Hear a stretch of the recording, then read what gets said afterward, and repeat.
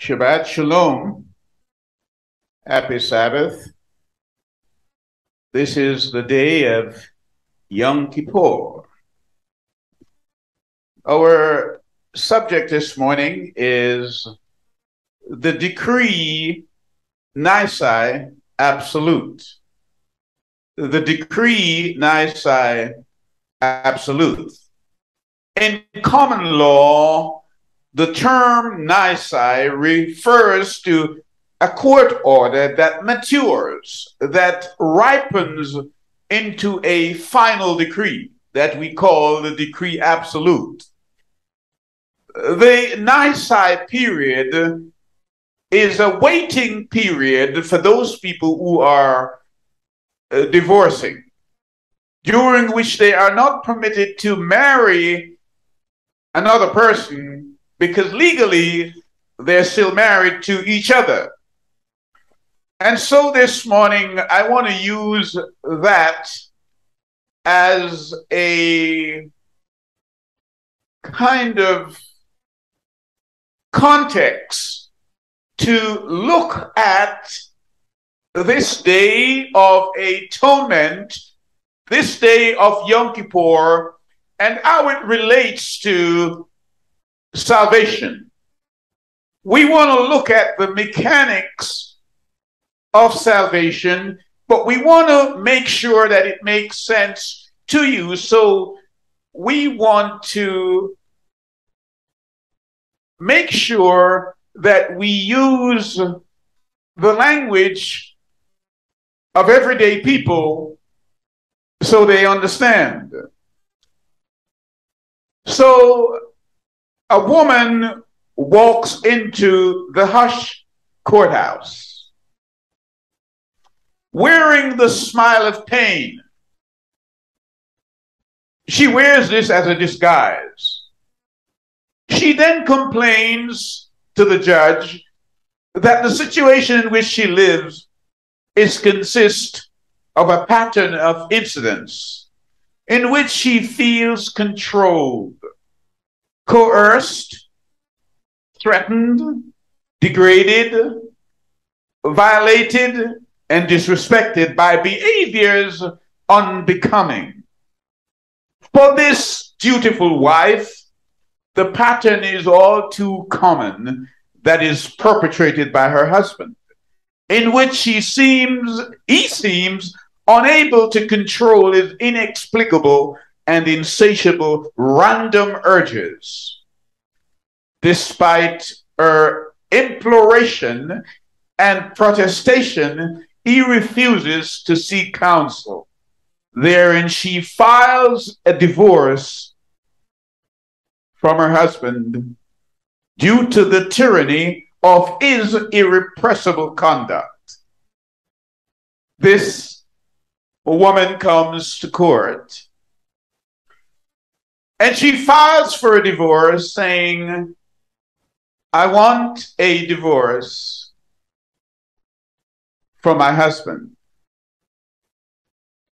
The question this morning is, can the court deny her the right to have a divorce? We do not deal with the theological implications of a divorce because we know that that's not Yah's doing. Yah is against divorce, but we use that as a periscope to look at our subject today and to learn the mechanics of salvation. Can she be denied her absolute right? Because the law of the land and the courts have both decided that she's entitled to a divorce.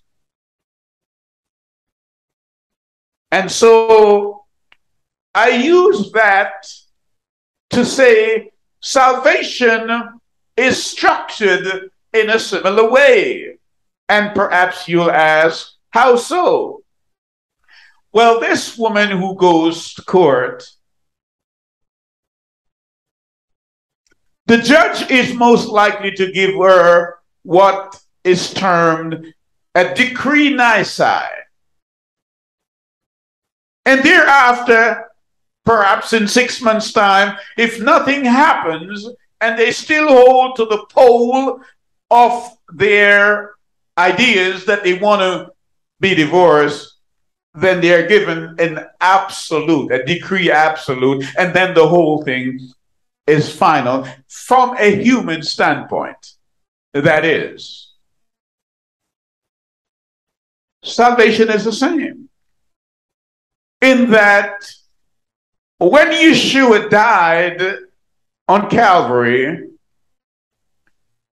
he made a deposit in your account. It was a decree nisi. It's not full. It's not final. You have to come back to court to get the full and absolute decree. And this is why Peter, made it very clear in 1 Peter 4 and verse 17 that judgment starts in the house of Yah. Every believer must come back to court, and this is what we have done on this day, the day of Yom Kippur. This is the day of judgment, and your records are looked at, and to see whether anything has happened in the last year, and therefore Yah will review. He will review your decree nisi and will determine whether to give you a decree absolute. What do I mean? Well, when you get baptized, you have declared publicly and to your friends that you no longer wish to walk in the way that you previously walked. And therefore, you're now following a different curriculum, and you are part of that constituency of people that are called out to serve the Messiah. You're part of that group. And so you're given a decree nisi. But over time, people have dropped out and things have changed in their life. And it could be that they have not continued in the protocol of righteousness. And therefore, every year on the 10th day of the 7th month, the high priest goes into the most holy of holies, and then he reviews the record and to determine by decree whether or not you get that decree absolute, wherein he will say, "Come, ye blessed of my Father, come, inherit the kingdom prepared for you." When? From the foundation of the earth. That's your decree absolute. And so I use that principle. But there are people who have not bothered to turn up today to court, and they will be held in contempt, no doubt, because Yah's word, Isaiah 55 and verse 11, will not return unto him void. If he calls his people and he has scheduled us to meet with him today, that we should come to court, who dare us not to turn out? And we ask the question, what will be the decree at sunset that goes out for the people who did not turn out? Who did not turn out? Wow. And so perhaps we must look at a few people who had that same absolute right. But there was also an apparent uncertainty of losing their absolute right. And the question this morning is, how do we reconcile? You have a birthright on one hand, and you have an apparent uncertainty on the other hand. And we need to reconcile these two things, the juxtaposition, bring them together to get a greater understanding of what it means. We go to 1 Chronicles chapter 5, and we will read two verses there. First Chronicles chapter 5, 1 and 2. And it reads, "Now the sons of Reuben, the firstborn of Israel, for he was the firstborn, he is entitled to a double portion in the family because Reuben is the firstborn." Are you with me? That's his birthright. But the word informs us that but for as much as he defiled his father's bed, his birthright was given unto the sons of Joseph, the son of Israel, and the genealogy is not to be reckoned after his birthright, for Judah prevailed above his brethren, and of him came the chief ruler, but the birthright was Joseph. And so we see here that Reuben, being the firstborn, he has an absolute birthright, a divine right for the double portion. But because of what he had done, defiled his father's bed, it was taken away from him. That's the apparent uncertainty that we carry.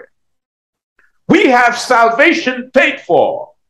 The Father himself would not deny us salvation because Yeshua, his son, has paid for it for us. And the question is, if Yeshua has paid for salvation for all mankind, why is it that some people will be lost?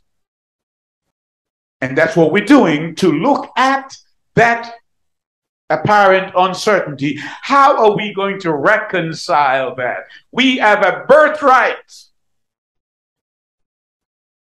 but we might well lose it. And that's what this court today is that was read off in Daniel chapter 7, 9, and 10. I beheld, the word said, and thrones were cast down, and the Ancient of Days did sit, and streams of fire issued out from him. The books were open, and the judgment was set. Wow. And we better read verse 13 and 14 of that said chapter.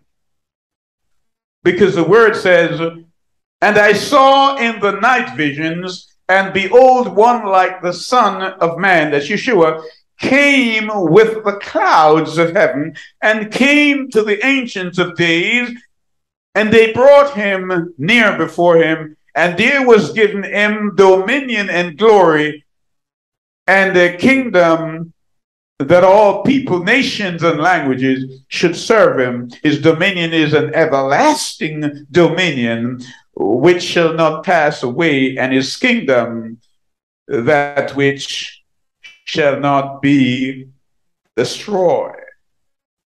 Daniel says, I saw the judgment. I saw it. That's the judgment of the saints. Know that. That is the judgment of the saints. There are two judgments, and it's all right for you to attend the judgment of the saints that Peter spoke about. But there is another judgment for the wicked. And perhaps we ought to look at one of the biographers that wrote our history, and so that we may better understand that. So come with me to Revelation chapter 20, and we will look at verses 11 and 12. John here on the island of Patmos in the Aegean Sea, in Asia Minor, is imprisoned, but he writes, "And I saw a great white throne, and him that sat on it, from whose face the earth and the heaven fled away, and there was found no place for them. And I saw the dead, small and great, stand before Yah, and the books were opened, and another book was opened, which is the book of life. and the dead were judged out of these things which were written in the books according to their works. John assures us that he sees this judgment for the wicked also, and in them our deeds. Even the idle words that we have spoken, they were in these books, and they were opened to John, and John was told, write what you have seen, John, and make sure you take these things to the church so that the church would read and understand that these things are real. And don't close this book, John. This book must be open to the people so they will take it to the 7 churches, John, and so they understand.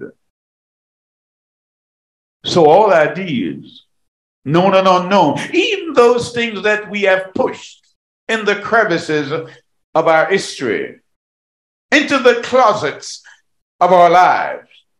John says he saw them written in the book of life. And it is on this day, Yom Kippur, that those books are looked at. They were opened from the day of trumpet for 10 days, the day of awe, during which we should have been confessing our sin. And on this day, the books are closed at sunset, and the decree will go out to determine what the next year will be for us. If ever you never understood what Yom Kippur is about, and if you did, you could never have decided in the consciousness of your mind not to come and meet with the creator of the universe. You could never have done that. So ignorance has played a great part in your life. And so we recognize that another firstborn who had that absolute right, his name is Esau.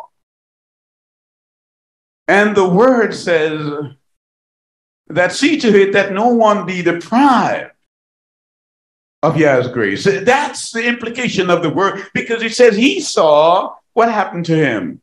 It says when he realized what he had done, that he had sold his birthright for a pot of stew, he cried, asking his father, is there not another blessing?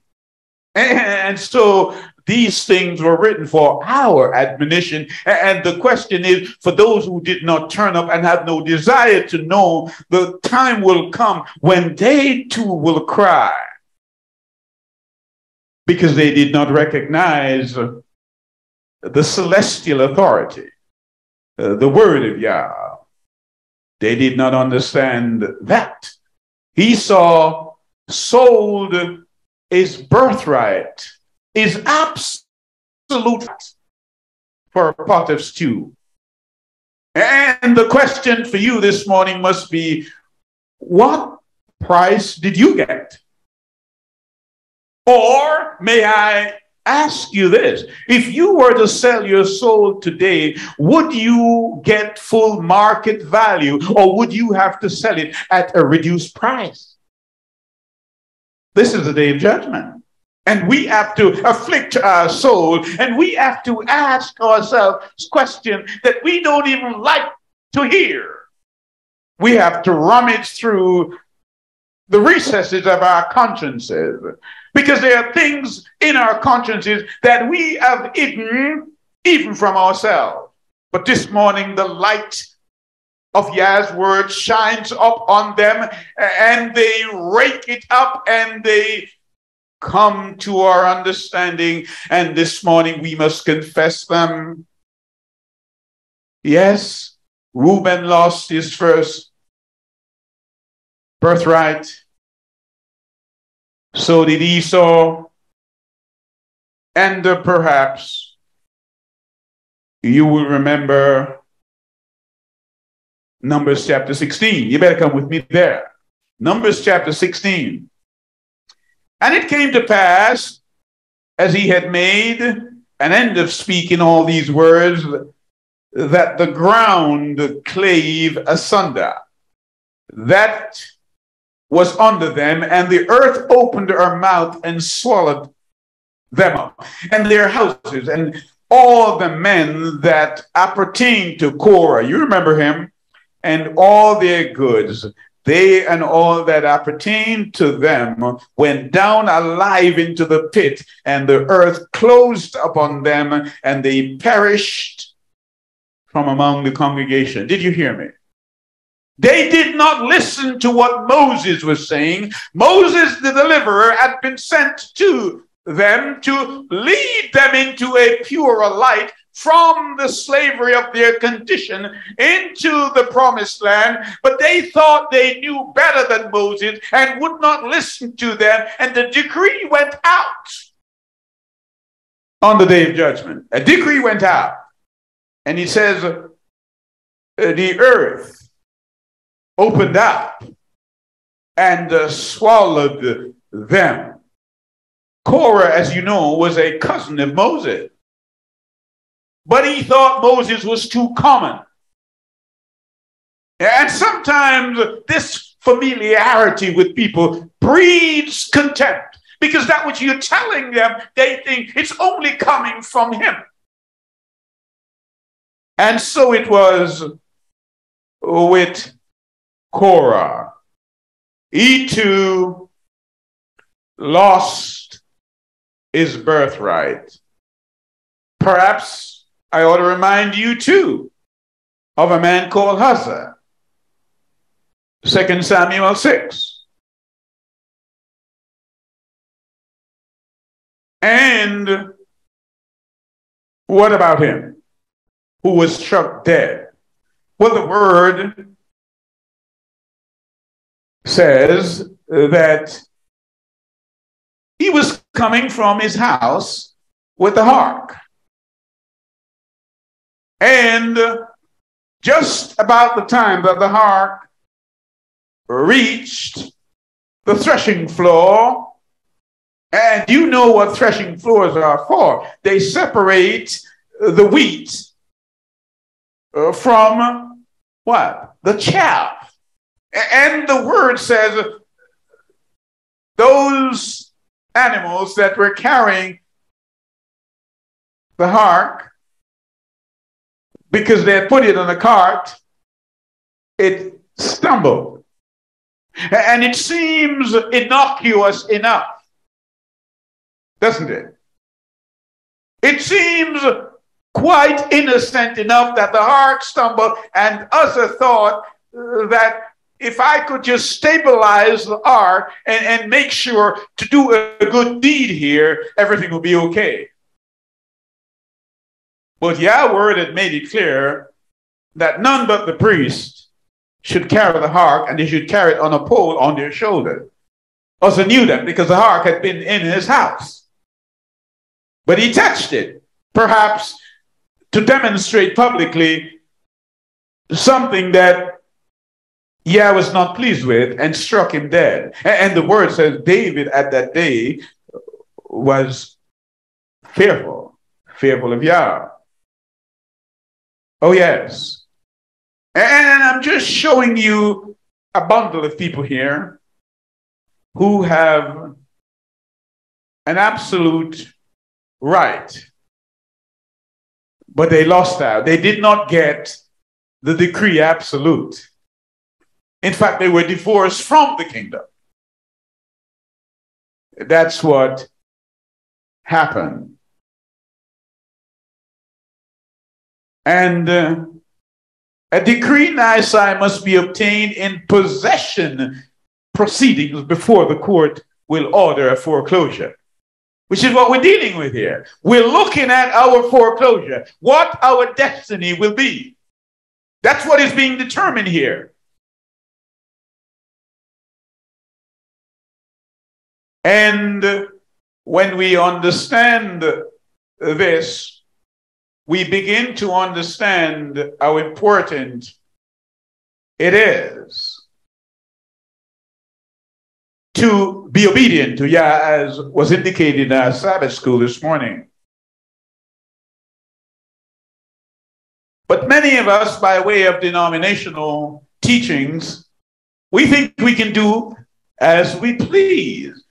And so I want to drag your memory and your thought and your direction to Revelation chapter 14, and we will look at verse 6 to 8. And I saw another angel in the midst of heaven, having the everlasting gospel to preach unto them that dwell on the earth, and to every nation and kindred and tongue and people, saying with a loud voice, Fear Yah, and give glory to him. Why?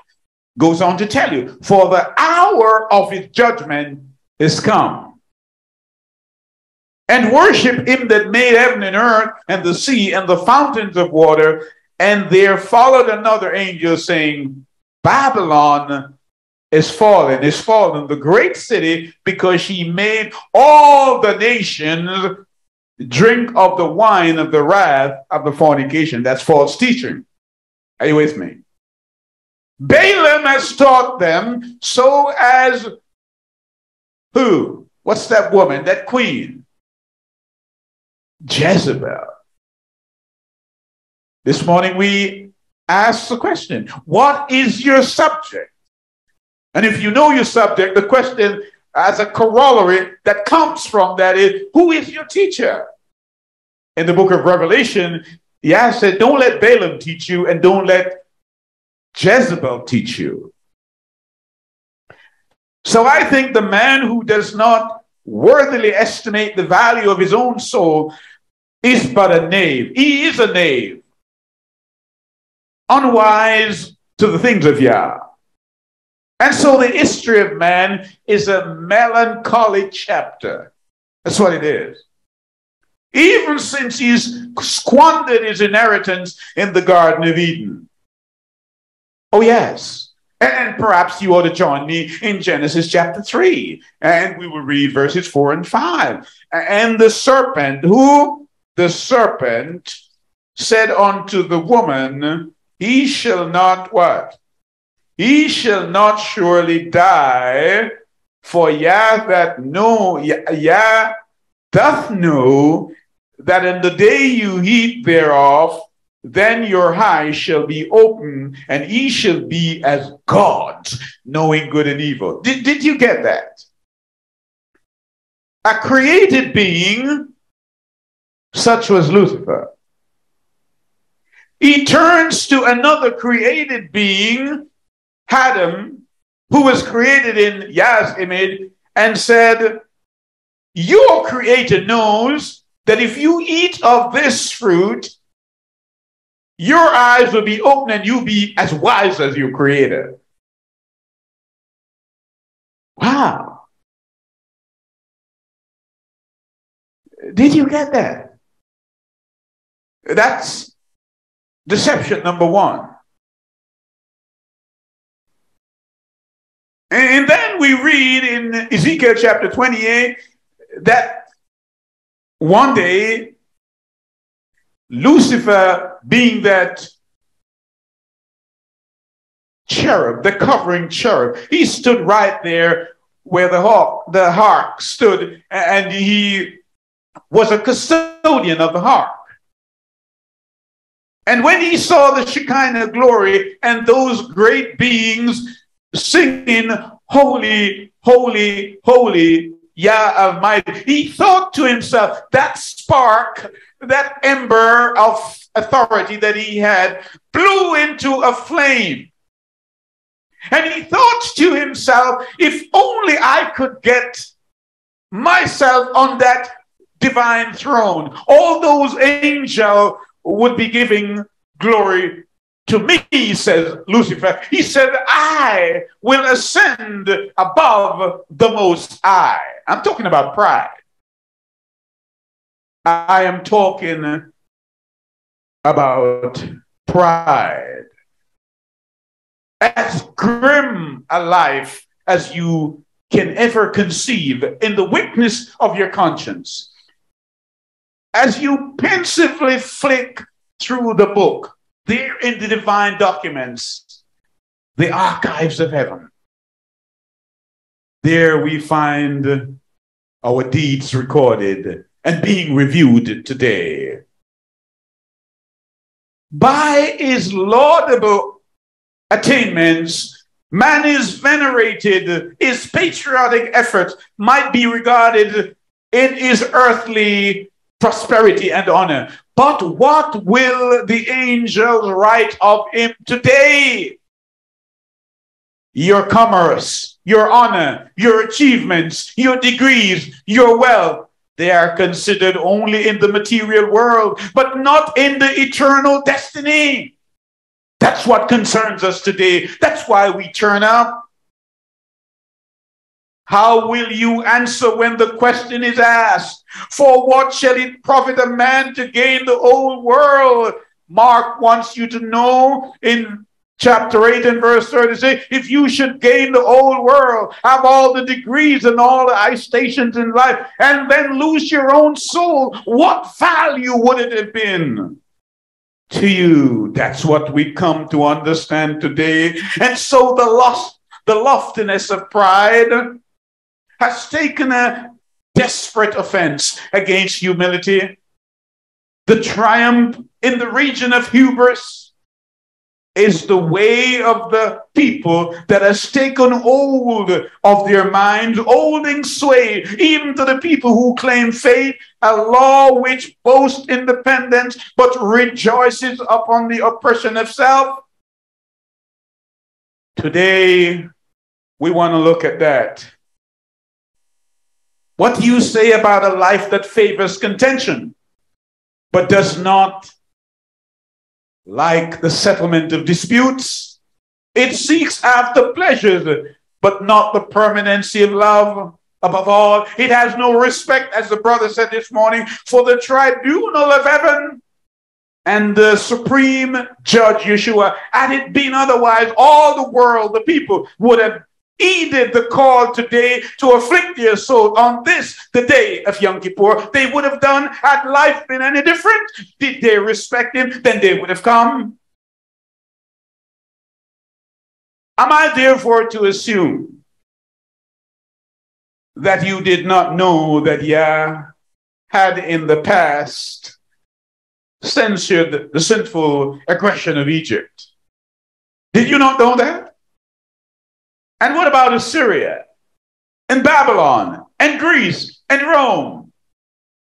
And he will censure, if need arise, the pride and rebellion of all the scrupulous people that exist today. He will do that because his word will not return to him void.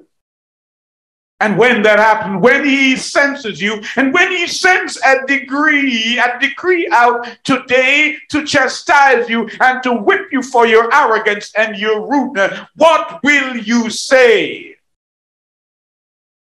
Shall the ecumenical council, your cardinal, your bishop, your priest, your pastor, then sit in defense of all that have been misled by frivolous interests? Will they defend you?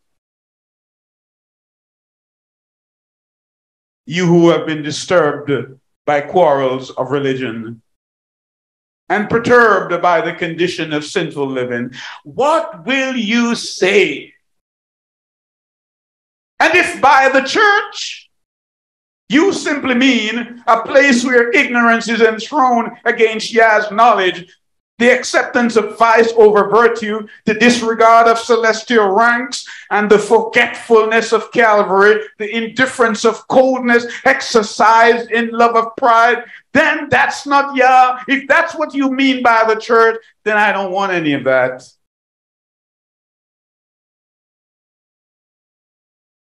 Daniel says, I beheld, and the thrones were cast down, and the ancients of days did sit. That's today. And the Son went to the Ancient of Days, and dominion was given over him. To him. Are you with me?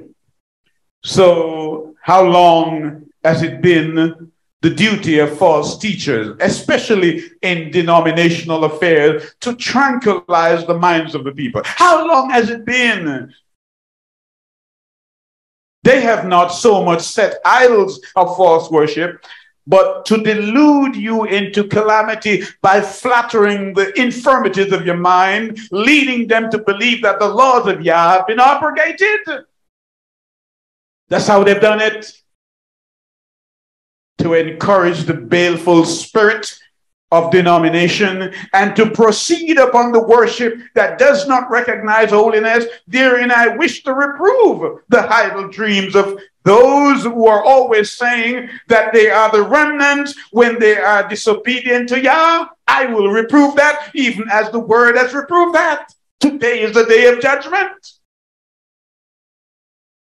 The strength of our soul is not contingent upon the prestige of the church or upon its elaborate census. Oh, we have a lot of people, they say, but upon the extending grace of Yah by the blood of Yeshua.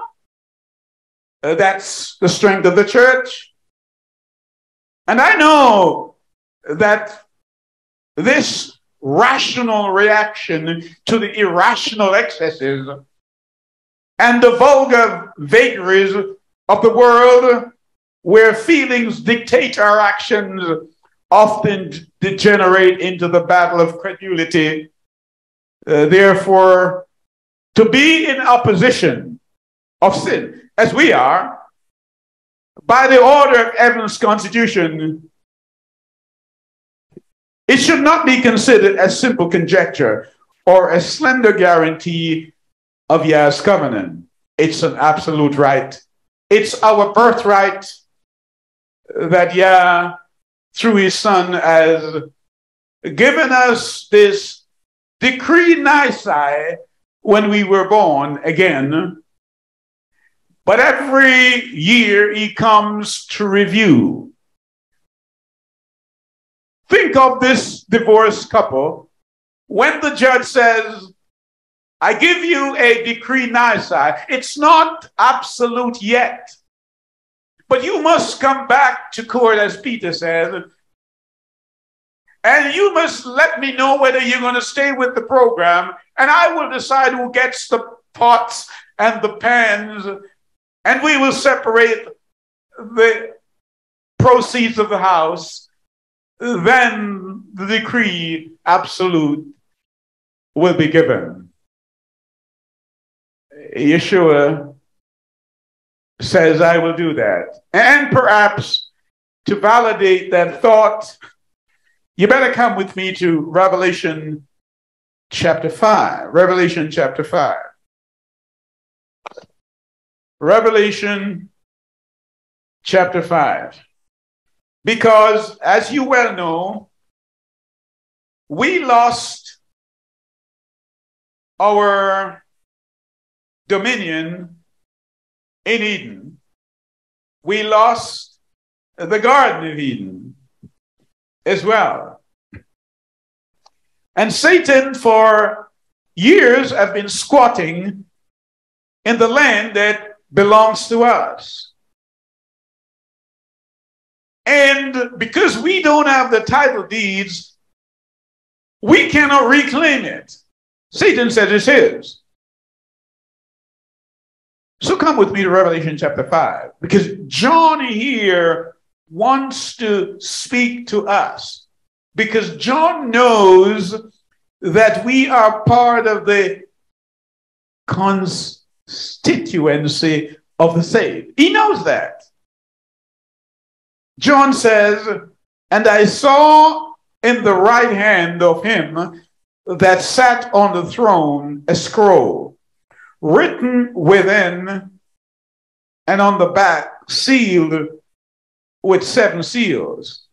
And I saw a strong angel proclaiming with a loud voice, who is worthy to open the scroll and to loose the seals therein? John said, I saw it. The question is asked, who is worthy to open the scroll, to look, to read, and to understand what is here written? And no man, what did John say? John says, zilch. No man in heaven, in the earth, neither under the earth was able to open the scroll, neither to look thereon. Hold on. Let's examine this. Because we have prideful men on this earth, many of which belongs to Mensa. Many great venerated scientists. It was only this week that they announced from Switzerland the Nobel Prize for Science, medical science, another thing. These are great men that their faculty teaches that they are the great men of the earth, the renowned men of the earth. But John said, I saw this scroll, and none of these scientists, none of these scholars, none of these philosophers, none of them could move forward and put themselves in consideration for opening the seals. Let me read it again for emphasis. Verse 3. And no man in heaven, nor in earth, neither under the earth, not even the dead. John said you could not exhume their bones. There is none who have gone before or who is still alive who could open the scroll. John said, when I saw that, the situation was terrible. I was angry and I was anxious and I was feeling worthless. Are you with me? That's what John said. And I wept much. John is letting you know tears became his spoken language because he recognized the futility of man. That despite of all his attainments in life, he couldn't come forward. I wept much because no man was found what? Worthy to open and to read the scroll, neither to look thereon. Did you get that? They couldn't look at it, they couldn't open it, and they couldn't read it. Are you with me? It was not in English. It was not in Old Norse, which is part of the language that made up the English from the Scandinavian countries. What am I saying? I'm saying it was not the linguistic of the Vikings. It was not written like that. John said, I wept. Verse 5, and one of the elders said unto me, weep not. Stop it, John. Behold, the Lion of the tribe of Judah, the root of David, hath prevailed to open the scroll and to loose the seventh seal thereon. John says, be hopeful. That which you lost in Eden is to be returned to you. The one who gave it to you was Messiah, and he has the title deeds to the kingdom. And therefore, you have now come this morning to probate that court document in your name. Let me say a little bit more about that. You know that if somebody makes a will in your name, you know that. You cannot activate that will until the person dies. You know that. But when a will is made in your name and the person dies, you don't just automatically get what's contained in the will. You have to go to probate court to probate that will in your name in order to get your inheritance. That's what we're here for today, to probate the will that Yeshua made at Calvary in our name. And so we get that absolute agreement from the judge of the universe that the kingdom is ours. That's what we're dealing with. And so our attendance here today is twofold. One, we are divorcing ourselves from the world, and we are probating the will of Yeshua in our names. Are you with me? And so we come and we ask for the will to be read out. And the Messiah is reading the will out this morning to all the world. And let us know who are in the constituency of his will. That's what today is about. So when you stayed at home and you think that this is for another group of people you call the Jews, my question is, what constituency do you belong to? The will that Yeshua made in your name, if your name is not in the will, then, hold on. What then is your eternal destiny? You mean you heard that the Messiah made a will in your name, and you know he died, because we read that he died. And now we have come on the Day of Atonement to hear the will read out and to make sure that you have a claim on the will and you did not turn out. What might the judge say? What would he say? He said, whosoever will, let him come. Isn't that what he said? Whosoever is in my will, let him come. And you did not come. You went to work and you went to the marketplace and you stayed and you played. So hear me, because he takes note of this, and at sunset tonight, a decree will go out. I don't think you get it, because if you did, you wouldn't behave so recklessly. He said, that which I told Moses to build was to teach you the mechanic of salvation. He says that was a shadow of the greater things to come. Today is part of that greater thing. Are you with me? He says it was a shadow of greater things to come. And therefore, you must use a shadow as a rehearsal for the greater thing. And so your bishop tells you that that's not the way it should be,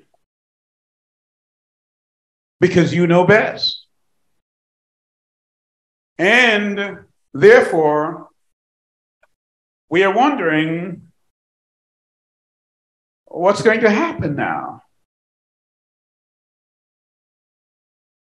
What's going to happen? That the will is read out, the court is set, the records are taken. You know the score, that when you don't turn up to court and the judge calls the record,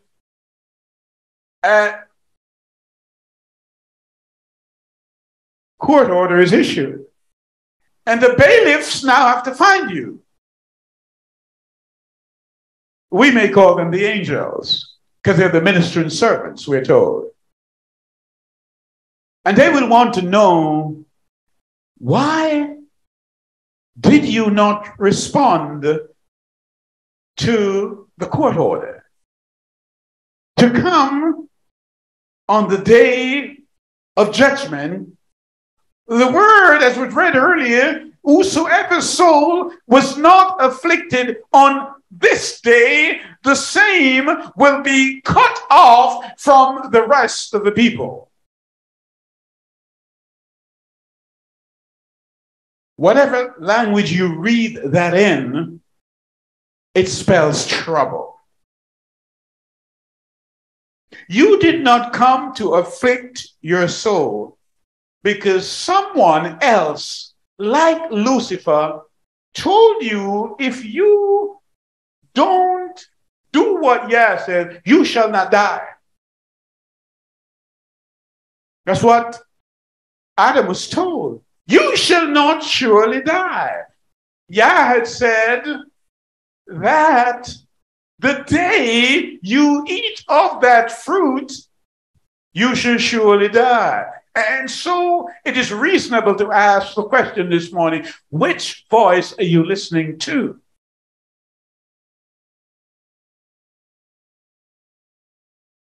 Which voice? I have an idea which voice, because John tells me, you better come with me. Let's read our favorite text. Revelation chapter 18. And we will look at verse 23. And the light of the candle, that's the church, shall shine no more at all in thee, and the voice of the bridegroom. Are you with me? And of the bride shall be heard no more at all in thee. I understand why you're not hearing him. Because the voice in the candle, the church, has gone out. For thy merchants were the great men of the earth, by their sorceries, by their pharmakia were the nations deceived. So you are among the deceived and not among the constituency of the called out. Are you with me? Now you get it. That's why you did not turn up, because you are among the deceived. Yes? You are among them. So that white throne judgment, you really want to avoid that. The judgment that we attend today, some call it the investigative judgment, but that's the judgment for the saints. That's the one you want to turn up to. Because the white throne judgment that we read in Revelation chapter 20, 11 reading on, that's for the wicked. And so when you deny yourself the right of your birthright that Yeshua paid for at Calvary, you are still on probation, because you have the decree Nisi, but you don't have the decree absolute. You don't turn up to court, then you're put in another category. And you become part of the wicked. Why? Because of your disobedience. And so that's the judgment that many will attend. Wow. Now, there is no appellate court in which you may appeal against that judgment. Because we're dealing with the King of the universe, the highest authority, regardless of what Satan may have whispered in your hearing. Are you with me? Because one of the things that Satan has made known to you, and you have believed him, is that a day like this day is done away with. You know, we glibly say that these days are done away with. And to validate that error, we better turn to the book that they call Zechariah. Zechariah, which is an end time book, and we want to look at chapter 16. Chapter 16 of the book of Zechariah. Well, chapter 14, I should say. Chapter 14. And we will look at, starting reading at verse 16. And it shall come to pass that everyone that is left of the nations that came against Jerusalem shall even go up from year to year to worship the King Yeshua of hosts and keep the Feast of Tabernacle. That's next Monday. You didn't hear me. I said those of people who have believed that the feast days are done away with and they ought not to be kept because they have been abrogated, Here, Zechariah is telling you that those who came against Jerusalem, because when you rebel against Yah, you are rebelling against Jerusalem. I don't mean geographical Jerusalem. I'm talking about Jerusalem that comes down out of heaven as the headquarters of the saints. Let me read it again. And it shall come to pass that everyone that is left of all the nations which came against Jerusalem shall even go up from what? Year to year. This is an annual feast. Yom Kippur is an annual feast. You must turn out to worship the King Yahweh of hosts and keep the Feast of Tabernacle. Verse 17. And it shall be that whosoever will not come up of all the families of the earth unto Jerusalem to worship the King, Yahweh of hosts, even upon them shall be no rain. Did you hear that? And I'm talking about not just a literal rain, because Amos tells us that in the last, not Amos, Joel, in the last day, he will pour out the latter rain, the blessings on the people. And he's saying, you will not get the latter rain. The early rain was in Pentecost, the day of Pentecost. But the latter rain comes at the end of time, which we're now talking about. That's the latter rain. You will not get that. And if the family of Egypt, some of us are Hamitic people, we come from Ham. And so David himself says Egypt is the land of Ham. He said if you don't, and it doesn't mean geographical Egypt here, it means descendants of Egypt or descendants of Ham. And if the family of Egypt go not up, there shall be a plague on you. Did you hear that? Wherewith Yahweh will smite the Eden that come not up to keep the Feast of Tabernacle. And so this evening at sunset, what will be the decree? To send the plague on you? Let it be that it will be Yah's blessing that will rain upon you. And so I just wanted to give you that snapshot, that notion, that idea, that thought, that when you listen to unconverted people who teach you that you ought not to do what Yah says, then comes the curse. There will be enmity between the seed of the woman and the serpent. And therefore, when you speak truth, which is exclusive, truth is exclusive, it naturally becomes an offense to those who don't want to hear it. It can't be any other way. Some will love you and some will hate you because truth is offensive.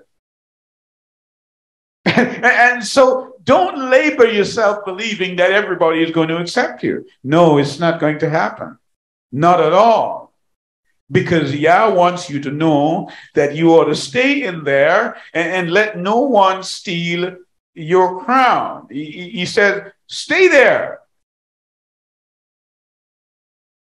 And Revelation 22 and verse 10, he says to John, and he said unto me, seal not the saying of this prophecy, of this book, for the time is at hand. He that is unjust, what will happen to him?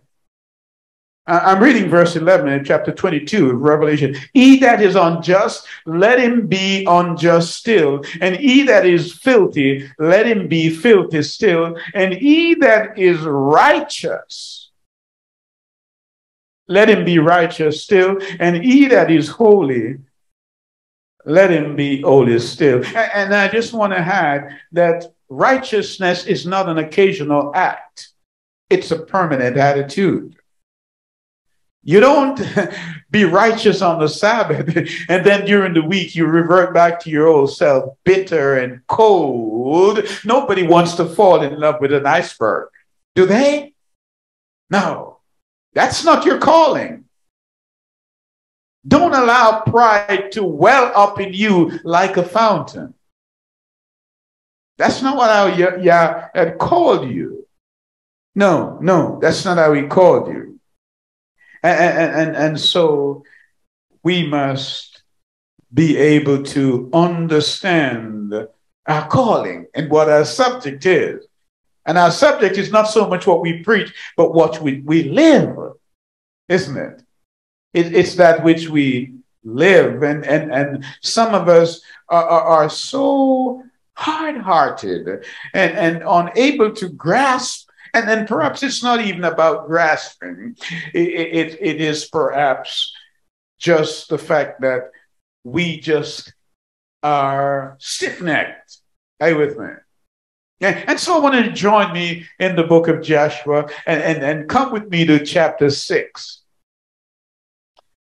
The word says, now Jericho was straitly shut up because of the children of Israel. None went out and none came in.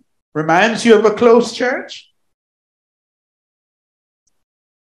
Now, let me say something about Jericho. Jericho, as you know, was a place given to Israel. So really and truly, there is no country called Jericho because it is a land of Israel. Just like there is no place called the Middle East. The Middle East is really North Africa. But those who want to deceive have made it the Middle East. Are you with me? You know, it's interesting that when Israel hungered and wanted food, and even the Messiah himself, as a young boy, he went to hide among his own people, the Hamitic people. Where? In North Africa, in Egypt. But they don't want you to know that. Because if ever you were to know the truth, then you would know who you are. And as for Moses, as the sister rightly said this morning, Moses grew up in Pharaoh's house. And Pharaoh was looking for Moses. Isn't that interesting? And Moses is hiding in his house. Now, if Moses was a different complexion from the people of Egypt, would not Pharaoh would have found him? But we also know that Moses became king of the Cushites. We know that because history tells us that. So Moses is one of our people. But I'm not trying to belabor the point. I just wanted to say this in the context of Jericho, that Jericho belongs to us. But it was shut out. It was shut out. And Yahweh said unto Joshua, see, I have given it into thine hands, Jericho, and the king thereof, and the mighty men of valor. Hold it there. You know, sometimes you hear people say, but the door is closed. Don't look at the closed door. Look at the one who owns the place. Are you with me? It says Jericho is shut out, but Yah said, I have given it to you. Oh, so often we look at the difficulties and the problems in life, but we don't see the opportunities that avail themselves to us, because when we go on our knees to Yah, we're strong. Are we not? Because we are not speaking to people. We are speaking to the divine being who owns all things. And he said, if I am hungry, I would not let you know, because everything belongs to me. And he says, come, let's reason together. And so he's telling the children of Israel, ancient Israel, Jericho is yours. They had already been there and they saw giants in the land. If that's not intimidated enough, but Yah is saying, go on, go. He's answering them, urging them, go. Don't take any notice of the giants that live around your community. Don't do that, because I've given it to you. Wow. And they began to walk timidly. They were timorous. Are you with me? Verse 3 says, and he shall come past the city, all ye men of war, and go around about the city once. Thus shalt thou do 6 days. Are you with me? And 7 priests shall bear before the hearth 7 trumpets of ram's horn, and the 7th day ye shall compass the city 7 times, and the priest shall blow the shofar. Go around. Don't look at the size of the people. Are you with me? Don't look at the impregnable walls that they have built. Don't look at them with the weapons that they have, whether it be medical or otherwise. Don't look at that. Just go forward and march around it. And it shall come to pass that when they make a long blast for the ram's horn, that's a shofar, and when he heard the sound of the trumpet, all the people shall shout with a great shout, and the wall of the city fall down, what? Flat. And the people shall ascend up, every man straight before him. Yahweh has sent us out today, and he says, you are constrained by governments. You are constrained sometimes by your own family. You are constrained by your own thoughts, the ideas you have, because that's what they taught you in school, even to belittle yourself, that you are less than who you are. You are constrained by those walls that psychologists and education are built around you. Yah says, march around them, blow the shofar, and on the 7th day, make a loud shout. And the walls that people have put around you, those walls that have scaffolded you, they will come down. We pray that this day, don't we? That the walls that the community, that the politician, the churches have put around us, the walls that have held our minds in captive, we pray them and we shout hallelujah, that they will come down even this day in the name of Yeshua. For such we pray in his name. Amen. Amen.